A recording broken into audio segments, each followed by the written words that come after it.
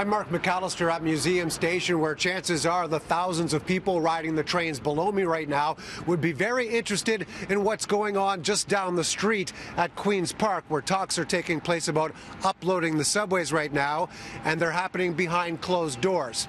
Earlier today at City Hall, there was a call to open up the conversation and include the general public.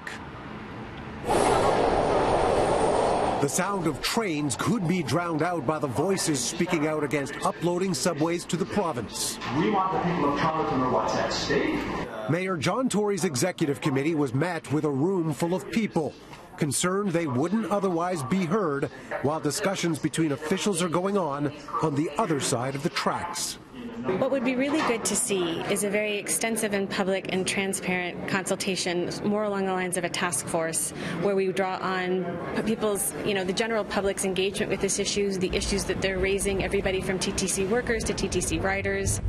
Councillors supported the idea of offering more transparency on the talks that are taking place and providing more information, but first need to ask permission from the province.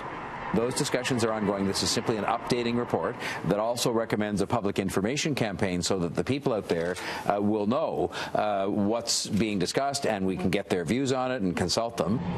Last month, the city and province agreed on the terms of reference for the discussions.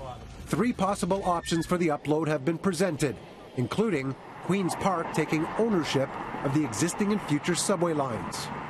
When asked today about opening up the process, Transportation Minister Jeff Urick seemed open to the idea. Part of the terms of reference was seeking public input, and either side, and I know that City Council committee was working today to have some of that public consultation ongoing, and we look forward to what we're going to hear back from those meetings that they hold. The city is also planning to spend up to $2 million to pay for those talks with the province.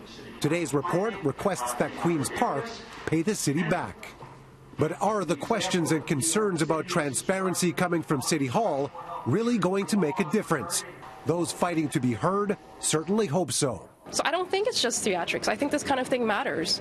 The people watching at home, the general public, anyone who cares about this wants to see their elected representatives, stand up and fight for Toronto.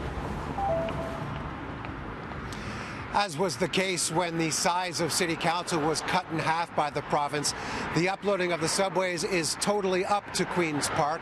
In the meantime, the vote that took place at City Hall today for more transparency and cash actually has to go to City Council next week.